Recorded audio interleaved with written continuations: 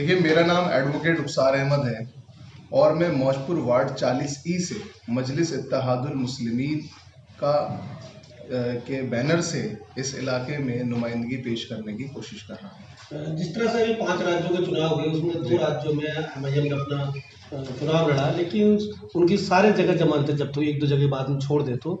और जबकि चुनाव से पहले लग रहा था कि एमआईएम खासकर उत्तर प्रदेश में बड़ी तादाद में सीटें जीत के आएगी, तो इसमें किसकी कमी मानते हैं? पार्टी का संगठन को छोड़ी या समाजवादी का जो जिस तरह से चल रहा था उसका कैंपेनिंग की मानेंगे?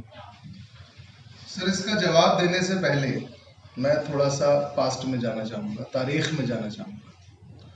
1924 के अंदर आरएसएस बनाई गई थी और 1924 के बाद 1982 के अंदर गालिबन शायद एक आध साल आगे पीछे हो 2 सीटें बीजेपी को आई थी। ये जो आइडियोलॉजिकल पार्टीज होती हैं, जो एक खास आइडियोलॉजी के तहत काम करती हैं, इन्हें कामयाबी हासिल करने में वक्त लगता है। हमने 2017 के अंदर भी इलेक्शन लड़ा था, 2022 में लड़ा है। हमारा वोट प्रतिशत थोड़ा सा ही नहीं सही लेकिन बड़ा है।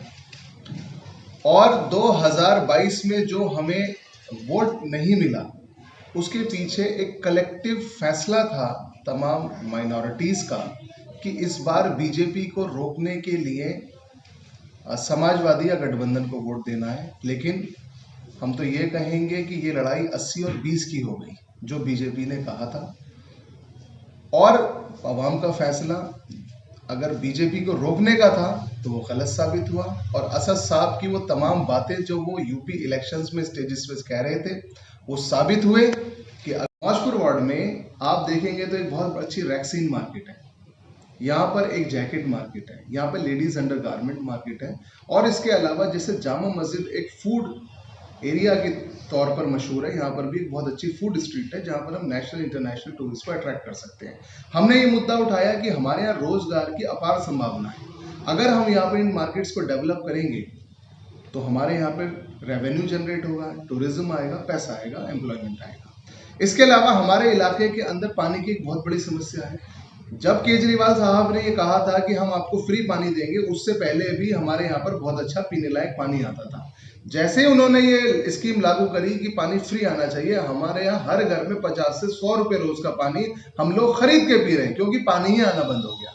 इसके अलावा जहां तक बात है आपके बिजली की, 200 यूनिट तक की बिजली की बात है, तो जिस एरिया में हम रह रहे हैं यहाँ पर अक्सर लोग जमीन पर यानी कि ग्राउंड फ्लोर पर या तो उनकी दुकानें हैं या वो फैक्ट्रीज में काम करते हैं। तो जो उनकी स्कीम है हमारे ऊपर ये अप्लाई नहीं होती, क्योंकि हमें सस्ती बिजली चाहिए। हमें हमारे ऊपर ये 200 मीटर वाली जो स्कीम है ये अप्लाई नहीं हो रही। और तीसरी बात, हमारे यहाँ पर जो इन्होंने स्कूल्स बनाए एक रेट है वो बहुत ज़्यादा है। हमारे यहाँ का बच्चा जो 50 से 60% बामुश्किल 70% मार्क्स गेन कर रहा है स्कूल के अंदर, वो उन बच्चों को कॉम्पीट नहीं कर पा रहा जो 90-95% लेकर आते हैं दूसरे स्कूलों के अंदर। तो हमारे यहाँ का बच्चा पढ़ने के बाद भी बेरोजगार है और वहाँ के बच्चों के मुकाबले में वो कॉलेज में एडमिशन नहीं ले पा रहा है। तो बेसिकली तमाम चीजें जो केजरीवाल सरकार ने दी थी वो मुस्लिम महलों में 100% इनइफेक्टिव है। हम 7 साल पहले 2014 में जिस जगह खड़े हुए थे, आज दंगा होने के बाद हम उससे ज्यादा बुरी कंडीशन के अंदर खड़े हुए हैं। हमने दंगा झेला इसी केजरीवाल की सरकार के दौर के अंदर। हमने एनआरसी सीएए प्रोटेस्ट के अंदर केजरीवाल से जो उम्मीद की थी उन उम्मीदों को उसने पानी फेर दिया।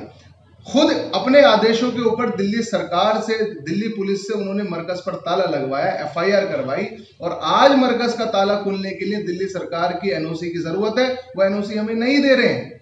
तो सर ये मुद्दे हम उठा रहे हैं, बहुत सारे मुद्दे। एजुकेशन की बात करें, आईटीआई स्कूल और डिग्री कॉलेज की बात की लड़कियों के लिए, जो यहाँ के विधायक जी ने, मौजूदा विधायक ने, पूर्व विधायक ने बात कही थी, लेकिन उसको अभी विपक्ष में मुद्दा नहीं बना पा रहा। उसका सवाल कोई मुद्दा बनाया है, हमने बहुत अच्छे से इसको मुद्दा बनाया कि हमारे यहाँ बाबू बनारसी दास जो कॉलेज है, जिसको नॉर्दर्न इंडिया इंजीनियरिंग कॉलेज पहले कहा जाता था, उसकी एनओसी हमारे एमएलए ने दी। तो यहाँ पर डिग्री कॉलेज बना सकते थे वो, उसके बावजूद उन्होंने नहीं बनाया। और आज हमारे यहाँ के बच्चे 5 से 7 लाख रुपए की डोनेशन देके उस कॉलेज में एडमिशन लेते हैं, हमें कोई बेनिफिट नहीं हुआ। हमारे यहाँ पर डिग्री कॉलेज होना चाहिए था, हमारे यहाँ पर अच्छे स्कूल्स होने चाहिए थे। सर ये मुद्दा हम बना रहे हैं, आज आपके सामने मैं बोल रहा हूँ। 2018 में यहाँ पर मनोज तिवारी भी आए थे और उन्होंने अनाउंसमेंट किया था कि हम दोबारा आएंगे और स्कूल को हम बनाएंगे डिग्री कॉलेज में। यहाँ के पूर्व विधायक थे, वो भी मौजूद थे और मौजूदा विधायक भी मौजूद भी थे। उनकी बात ये हुआ था कि हम कॉलेज बनाएंगे, लेकिन वो अभी भी कहीं ना कहीं फाइल में पड़ा होगा। लेकिन विपक्ष इस पर बोलने तैयार, ना कांग्रेस बोलने तैयार है, ना बीजेपी और ना आपकी पार्टी।